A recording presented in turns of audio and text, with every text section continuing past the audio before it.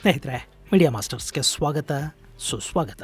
ಗೆಳೆಯರೆ, ಅಮೆರಿಕ ಹಾಗೂ ಭಾರತದ ನಡುವಿನ ಟ್ಯಾರಿಫ್ ಸಂಘರ್ಷ ಈಗ ಇನ್ನೂ ಒಂದು ಮಜಲನ್ನು ಮುಟ್ತಾ ಇದೆ. ಅಮೆರಿಕ ಜೊತೆ ಟ್ರೇಡ್ ವಾರ್ ಅನ್ನು ಮುಂದುವರಿಸೋದಕ್ಕೆ ಆಸಕ್ತಿಯನ್ನ ತೋರದ ಭಾರತ ಅಮೆರಿಕ ವಿರುದ್ಧ ಸ್ವದೇಶಿ ಆಂದೋಲನಕ್ಕೆ ಕರೆ ಕೊಟ್ಟಿದ್ರೆ, ಮತ್ತೊಂದು ಕಡೆ ರಷ್ಯಾ ಭಾರತದ ಪರ ನಿಂತು ಅಮೆರಿಕಾಗೆ ತೈಲದ ವಿಷಯದಲ್ಲಿ ಹೇಗೆ ಹೊಡೆತ ಕೊಡಬಹುದು ಅನ್ನೋ ಬಗ್ಗೆ ಪಶ್ಚಿಮದ ಮಾಧ್ಯಮಗಳು ಚರ್ಚೆಯನ್ನು ಶುರು ಮಾಡಿವೆ. ಇನ್ನು ಅಮೆರಿಕ ವಿರುದ್ಧ ರಷ್ಯಾ ಏನು ಮಾಡಬಹುದು ಅನ್ನೋ ಬಗ್ಗೆ JP ಮಾರ್ಗನ್ ಒಂದು ಸಲಹೆಯ ರೀತಿಯಲ್ಲಿ ಎಚ್ಚರಿಕೆಯನ್ನು ಕೊಟ್ಟಿದೆ. ಅಕಸ್ಮಾತ್ ರಷ್ಯಾ ಆ ಕೆಲಸನ ಮಾಡಿಬಿಟ್ರೆ ಅಮೆರಿಕಾದ ತೈಲ ವ್ಯಾಪಾರದ ಮೇಲೆ ದೊಡ್ಡ ಹೊಡೆತ ಬೀಳುತ್ತೆ.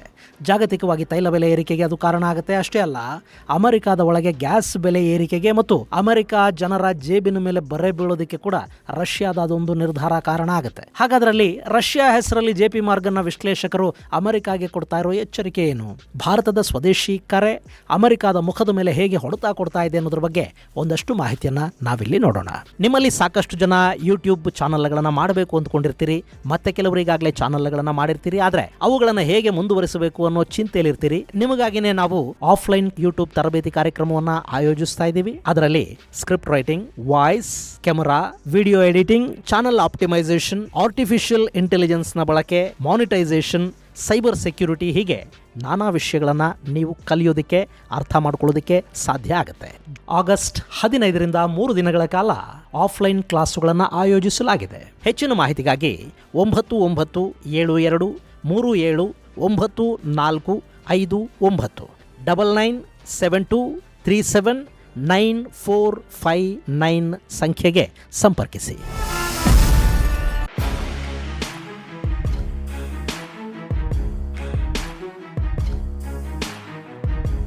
ಗೆಳೆಯರೆ, ಭಾರತದ ಮೇಲೆ ಅಮೆರಿಕ 25% ಟ್ಯಾರಿಫ್ ಅನ್ನು ಹೇರುವ ಮೂಲಕ ಭಾರತವನ್ನು ತನ್ನ ಹಾದಿಗೆ ತಂದುಕೋಬೇಕು ಅನ್ನೋ ಪ್ರಯತ್ನಗಳನ್ನು ಮಾಡ್ತಾ ಇದೆ. ಇಲ್ಲಿ ನೀವು ರಷ್ಯಾದ ತೈಲವನ್ನು ಖರೀದಿ ಮಾಡ್ತಾ ಇದ್ದೀರಿ, ಆ ಮೂಲಕ ಯುಕ್ರೇನ್ ವಿರುದ್ಧದ ಯುದ್ಧಕ್ಕೆ ರಷ್ಯಾಗೆ ಹಣಕಾಸಿನ ನೆರವು ಸಿಗೋ ಹಾಗೆ ಮಾಡ್ತಾ ಇದ್ದೀರಿ ಅಂತ ಅಮೆರಿಕಾದ ಅಧ್ಯಕ್ಷ ಟ್ರಂಪ್ ಹೇಳ್ತಾ ಇದ್ರೂ ಕೂಡ ಅವರ ಮೂಲ ಉದ್ದೇಶ ರಷ್ಯಾದ ತೈಲ ಅಲ್ಲ.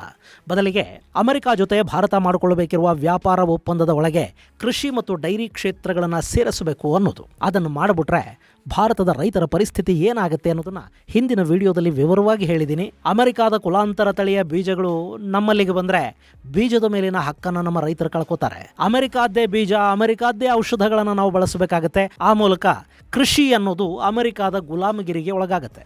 ಅದಕ್ಕೆ ಭಾರತ ಅವಕಾಶವನ್ನು ಕೊಡ್ತಾ ಇಲ್ಲ. ಹೀಗಾಗಿ ಭಾರತದ ಮೇಲೆ ಅಮೆರಿಕ ಟ್ಯಾರಿಫ್ ಒತ್ತಡವನ್ನು ಹೇರ್ತಾ ಇದೆ. ಇನ್ನು ಇಲ್ಲಿ ಅಮೆರಿಕಾದ ವಿರುದ್ಧ ಭಾರತವೂ ಕೂಡ ಟ್ಯಾರಿಫ್ ಸಮರಕ್ಕೆ ಮುಂದಾಗಬಹುದು. ಆದರೆ ಅದರಿಂದ ದೊಡ್ಡ ಮಟ್ಟದ ಅನುಕೂಲ ಏನಾಗುವುದಿಲ್ಲ. ಬದಲಿಗೆ ವ್ಯಾಪಾರ ಯುದ್ಧವೊಂದಕ್ಕಿದು ಕಾರಣ ಆಗುತ್ತೆ.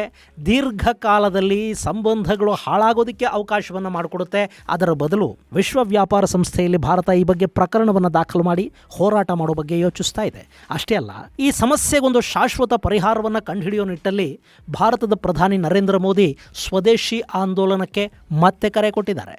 ಭಾರತೀಯರು ಏನೇ ಖರೀದಿ ಮಾಡಿದರೂ ಅದರಲ್ಲಿ ಭಾರತೀಯ ಕಾರ್ಮಿಕರ ಬೆವರು, ಭಾರತೀಯ ಹೂಡಿಕೆದಾರರ ಹಣ, ಭಾರತದ ಇನ್ವಾಲ್ವ್ಮೆಂಟ್ ಎಷ್ಟಿದೆ ಅನ್ನೋದನ್ನು ಗಮನಿಸಿ ಖರೀದಿ ಮಾಡಿ. ನಮ್ಮ ಖರೀದಿ ಭಾರತೀಯ ಆಗಿರಲಿ, ಆ ಮೂಲಕ ಸ್ವದೇಶಿ ಉದ್ಯಮಗಳನ್ನು ಬೆಳೆಸುವ ಕೆಲಸವನ್ನು ಮಾಡಿ ಅಂತ ಪ್ರಧಾನಿ ಮೋದಿ ಮೊನ್ನೆ ಉತ್ತರ ಪ್ರದೇಶದಲ್ಲಿ ಕರೆ ಕೊಟ್ಟಿದ್ದಾರೆ. ಗೆಳೆಯರೆ, ಇಲ್ಲಿ ಭಾರತೀಯರು ಭಾರತದಲ್ಲಿ ತಯಾರಾಗುವ ವಸ್ತುಗಳನ್ನು ಮಾತ್ರ ಬಳಸ್ತೀವಿ ಅಂದ್ಕೊಂಡ್ರೂ ಕೂಡ ನಮ್ಮಲ್ಲಿ ದೊಡ್ಡ ಮಟ್ಟದ ಹೂಡಿಕೆಗಳು ಬರುತ್ತವೆ. ಭಾರತದ ಮಾರುಕಟ್ಟೆ ತುಂಬ ದೊಡ್ಡದಿರೋದ್ರಿಂದಲೇ ಅಮೆರಿಕ ಸೇರಿದಂತೆ ನಾನಾ ದೇಶಗಳು ಭಾರತದ ಕಡೆಗೆ ನೋಡ್ತಾ ಇರೋದು. ಹೀಗಿರುವಾಗ ನಮ್ಮ ಜನ ನಮ್ಮ ವಸ್ತುಗಳನ್ನು ಮಾತ್ರ ಬಳಸ್ತಾರೆ ಅಂದಾಗ ನಾವು ಅಮೆರಿಕಾದ ಮಾರುಕಟ್ಟೆಯನ್ನು ಕಳ್ಕೊಂಡ್ರೂ ನಮಗೆ ದೊಡ್ಡ ನಷ್ಟ ಏನು ಉಂಟಾಗೋದಿಲ್ಲ. ಅಷ್ಟೇ ಅಲ್ಲ, ನಮ್ಮ ಜನ ಸ್ವದೇಶಿ ವಸ್ತುಗಳನ್ನು, ಮೇಕ್ ಇನ್ ಇಂಡಿಯಾ ವಸ್ತುಗಳನ್ನು ಮಾತ್ರ ಬಳಸ್ತಾರೆ ಅನ್ನೋದಾದರೆ ನಮ್ಮ ಆಮದುಗಳು ಕೂಡ ತುಂಬ ಕಡಿಮೆ ಆಗುತ್ತವೆ ಮತ್ತು ಎಲ್ಲ ವಸ್ತುಗಳು ಭಾರತದಲ್ಲೇ ತಯಾರಾಗೋದಕ್ಕೆ ಶುರು ಆಗುತ್ತವೆ. ತಯಾರಿಕೆ ಹೆಚ್ಚಾಗ್ತಾ ಹೋದರೆ ಬೆಲೆ ಸಹಜವಾಗಿ ಕಡಿಮೆ ಆಗುತ್ತೆ. ಹಾಗಾದಾಗ ನಮ್ಮ ವಸ್ತುಗಳು ವಿದೇಶಗಳಿಗೆ ರಫ್ತಾದರೂ ಅಲ್ಲಿನ ಟ್ಯಾರಿಫ್ಗಳ ನಡುವೆ ಕೂಡ ಕಾಂಪಿಟೇಟಿವ್ ಬೆಲೆಗೆ ಮಾರಾಟ ಮಾಡೋದಕ್ಕೆ ಸಾಧ್ಯ ಆಗುತ್ತೆ. ಅದಾಗಬೇಕು ಅಂದರೆ ಮೊದಲು ಭಾರತೀಯರು ಸ್ವದೇಶಿ ವಸ್ತುಗಳ ಬಳಕೆಯನ್ನು, ಮೇಕ್ ಇನ್ ಇಂಡಿಯಾ ವಸ್ತುಗಳ ಖರೀದಿಯನ್ನು ಹೆಚ್ಚು ಮಾಡಬೇಕು. ಏನೇ ಖರೀದಿ ಮಾಡಿದರೂ ಅದು ಇಂಡಿಯಾದಲ್ಲಿ ತಯಾರಾಗಿದೆಯಾ ಅಥವಾ ಬೇರೆ ದೇಶದಿಂದ ಹಾಗೆ ಬಂದಿದೆಯಾ ಅನ್ನೋದನ್ನು ಗಮನಿಸಿ ಖರೀದಿ ಮಾಡ್ತಾ ಹೋದರೂ ಸಾಕು. ಅಫ್ಕೋರ್ಸ್ ಎಲ್ಲ ವಸ್ತುಗಳನ್ನು ಸಂಪೂರ್ಣವಾಗಿ ನಮಗೆ ಇಲ್ಲೇ ತಯಾರು ಮಾಡ್ಕೊಳ್ಳೋದಕ್ಕೆ ಸಾಧ್ಯ ಆಗದೇ ಇರಬಹುದು, ಆದರೆ ಅದು ಮೇಕ್ ಇನ್ ಇಂಡಿಯಾ ಆದರೂ ಆಗಿರಬೇಕಾಗುತ್ತೆ. ಅಂಥ ವಸ್ತುಗಳನ್ನು ಮಾತ್ರ ಖರೀದಿ ಮಾಡಿ ಅಂತ ಪ್ರಧಾನಿ ನರೇಂದ್ರ ಮೋದಿ ಕರೆ ಕೊಟ್ಟಿದ್ದಾರೆ. ಗೆಳೆಯರೆ, ಈ ಸ್ವದೇಶಿ ಆಂದೋಲನ ಅನ್ನೋದು ಭಾರತಕ್ಕೆ ಹೊಸತಲ್ಲ. ಬ್ರಿಟಿಷರ ಕಾಲದಲ್ಲಿ ಗಾಂಧೀಜಿ ಶುರು ಮಾಡಿದ್ದ ಸ್ವದೇಶಿ ಆಂದೋಲನ ಈ ಕಾಲಘಟ್ಟದಲ್ಲಿ ಕೂಡ ಜಾಗತಿಕ ಒತ್ತಡಗಳನ್ನು ಎದುರಿಸೋದಕ್ಕಿರೋ ದೊಡ್ಡ ಆಯುಧವಾಗಿ ಕಾಣ್ತಾ ಇದೆ. ಅದನ್ನು ಭಾರತ ಈಗ ಮತ್ತೆ ಅಳವಡಿಸಿಕೊಳ್ಳಲೇಬೇಕಾದ ಅನಿವಾರ್ಯತೆಗೆ ಬೀಳ್ತಾ ಇದೆ.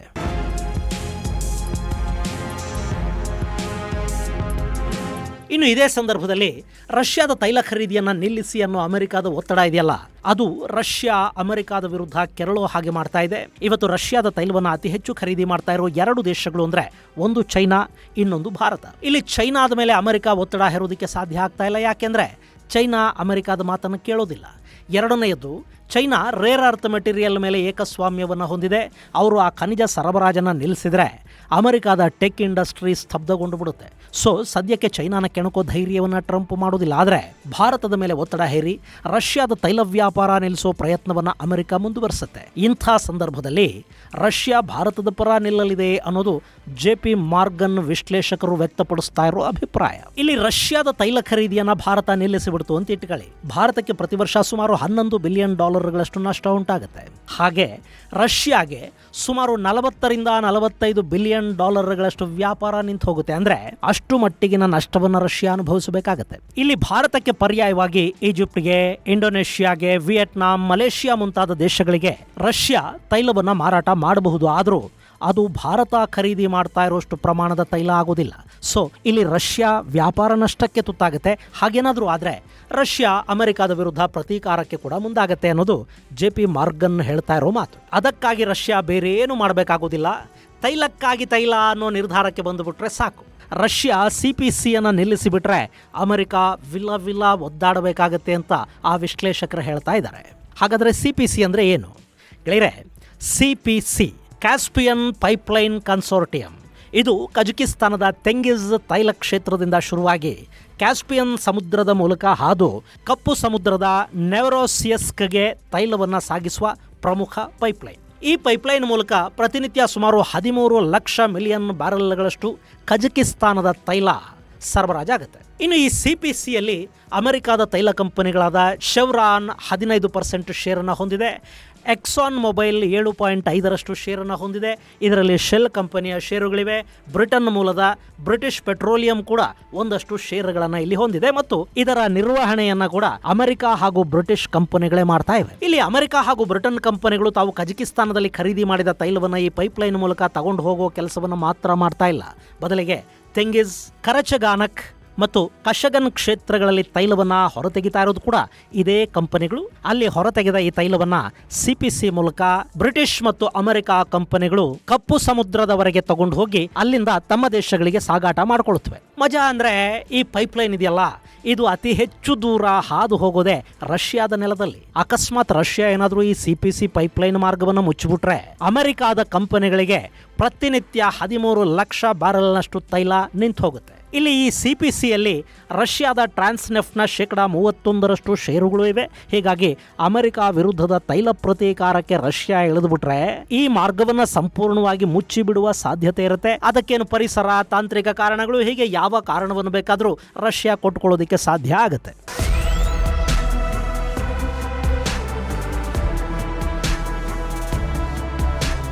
ಇನ್ನು ಈಗ ಅಸಲಿ ಲೆಕ್ಕಾಚಾರಕ್ಕೆ ಬರೋಣ. ಈ ಪೈಪ್ಲೈನ್ನಿಂದ ಸರಬರಾಜಾಗುವ ಪ್ರತಿನಿತ್ಯದ 13 ಲಕ್ಷ ಬ್ಯಾರಲ್ ಹಾಗೂ ರಷ್ಯಾದಿಂದ ಭಾರತಕ್ಕೆ ಬರ್ತಾ ಇರುವ ಪ್ರತಿನಿತ್ಯದ 20 ಲಕ್ಷ ಬ್ಯಾರಲ್ ತೈಲ ನಿಂತು ಹೋಯ್ತು ಅಂತ ಇಟ್ಕೊಳ್ಳಿ.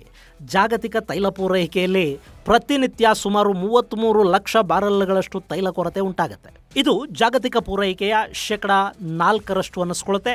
ಇದರಿಂದ ಬ್ರಂಟ್ ತೈಲದ ಬೆಲೆ ಈಗ ಪ್ರತಿ ಬ್ಯಾರಲ್ಗೆ $70 ಇದೆಯಲ್ಲ, ಅದು $80ಗೆ ಏರಿಕೆ ಆಗಬಹುದು. ಹಾಗೆ ಈ ತೈಲದಿಂದ ಅಮೆರಿಕ ಗ್ಯಾಸ್ ತಯಾರು ಮಾಡಿಕೊಳ್ಳುತ್ತೆ. ಸೊ ಅಲ್ಲಿ ತೈಲ ಸರಬರಾಜು ನಿಲ್ಲೋದ್ರಿಂದ ಗ್ಯಾಸ್ನ ಕೊರತೆ ಉಂಟಾಗಿ ಅಮೆರಿಕಾದಲ್ಲಿ ಗ್ಯಾಸ್ ಬೆಲೆ ಗ್ಯಾಲನ್ಗೆ $0.25 ಏರಿಕೆಯಾಗುವ ಸಾಧ್ಯತೆ ಇರುತ್ತೆ. ಇದರಿಂದ ಸಮಸ್ಯೆಯಾಗೋದು ಭಾರತಕ್ಕೆ ಮಾತ್ರ ಅಲ್ಲ, ಅಮೆರಿಕ ಹಾಗೂ ಯುರೋಪಿಯನ್ ಯೂನಿಯನ್ಗಳು ಕೂಡ ತೀವ್ರ ಸಮಸ್ಯೆಗೆ ತುತ್ತಾಗತ್ವೆ. ಅದರ ಜೊತೆ ಈ CPC ತೈಲವನ್ನು ಮಾರಾಟ ಮಾಡೋ ಅಮೆರಿಕದ ತೈಲ ಕಂಪನಿಗಳಿವೆ ನೋಡಿ, ಅವು ತೀವ್ರ ನಷ್ಟವನ್ನು ಅನುಭವಿಸಬೇಕಾಗಿ ಬರುತ್ತೆ. ಅಲ್ಲಿನ ತೈಲ ಲಾಬಿ ಅದಕ್ಕೆ ಅವಕಾಶವನ್ನು ಕೊಡುತ್ತಾ ಗೊತ್ತಿಲ್ಲ. ಒಟ್ಟಾರೆ ಟ್ರಂಪ್ ಏನೋ ಮಾಡೋದಕ್ಕೆ ಹೋಗಿ ಮತ್ತೇನೋ ಮಾಡ್ಕೊಳ್ಳೋ ಹಾಗೆ ಕಾಣ್ತಾ ಇದೆ. ಇಲ್ಲಿ ಈ ಹುಚ್ಚು ದೊರೆಯ ನಿರ್ಧಾರಗಳಿಂದ ಉಂಟಾಗ್ತಾ ಇರೋ ಜನಾಕ್ರೋಶವನ್ನ ಕಡಿಮೆ ಮಾಡೋದಕ್ಕೆ ಟ್ರಂಪ್ ಹೊಸ ಹೇಳಿಕೆಯೊಂದನ್ನು ಕೊಟ್ಟಿದ್ದಾರೆ. ಈ ಟ್ಯಾರಿಫ್ಗಳನ್ನು ಹೇರೋ ಮೂಲಕ ನಾವು ಅಮೆರಿಕಾದಲ್ಲಿ $20 ಲಕ್ಷ ವಾರ್ಷಿಕ ಆದಾಯಕ್ಕಿಂತ ಕಡಿಮೆ ಇರೋ ಜನರನ್ನ ಆದಾಯ ತೆರಿಗೆಯಿಂದ ಹೊರಗಿಡೋದಕ್ಕೆ ಸಾಧ್ಯವಾಗುತ್ತೆ ಅಂತ ಟ್ರಂಪ್ ಹೇಳಿಬಿಟ್ಟಿದ್ದಾರೆ. ಇದು ಅಲ್ಲಿನ ಮಧ್ಯಮ ಮತ್ತು ಕೆಳಮಧ್ಯಮ ವರ್ಗವನ್ನು ಖುಷಿಪಡಿಸ್ತಾ ಇದೆ. ಆದರೆ ಆದಾಯ ತೆರಿಗೆಗಿಂತ ಹೆಚ್ಚಿನ ಹಣವನ್ನು ಅವರು ಖರೀದಿ ಮಾಡೋ ವಸ್ತುಗಳ ಮೇಲೆ ಟ್ಯಾರಿಫ್ ಹೆಸರಲ್ಲಿ ಕೊಡಬೇಕಾಗುತ್ತೆ ಅನ್ನೋದು ಅಲ್ಲಿನ ಬಹುತೇಕರಿಗೆ ಇನ್ನೂ ಅರ್ಥ ಆದಂತಿಲ್ಲ. ಗೆಳೆಯರೇ, ನಾನಾ ದೇಶಗಳ ಮೇಲೆ ಅಮೆರಿಕ ವಿಧಿಸ್ತಾ ಇರೋ ಈ ಟ್ಯಾರಿಫ್ ಇದೆಯಲ್ಲ, ಇದು ಹೆಚ್ಚಾದಂತೆ ವಸ್ತುಗಳ ಬೆಲೆ ಅಮೆರಿಕಾದಲ್ಲಿ ಏರಿಕೆ ಆಗುತ್ತೆ. ಅದರ ಹೊರೆ ಬೀಳೋದು ಅಲ್ಲಿನ ನಾಗರಿಕರ ಮೇಲೆ ಅಲ್ವಾ?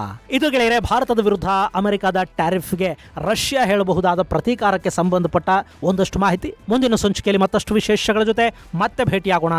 ಅಲ್ಲಿವರೆಗೆ ಜೈ ಹಿಂದ್, ಜೈ ಕರ್ನಾಟಕ.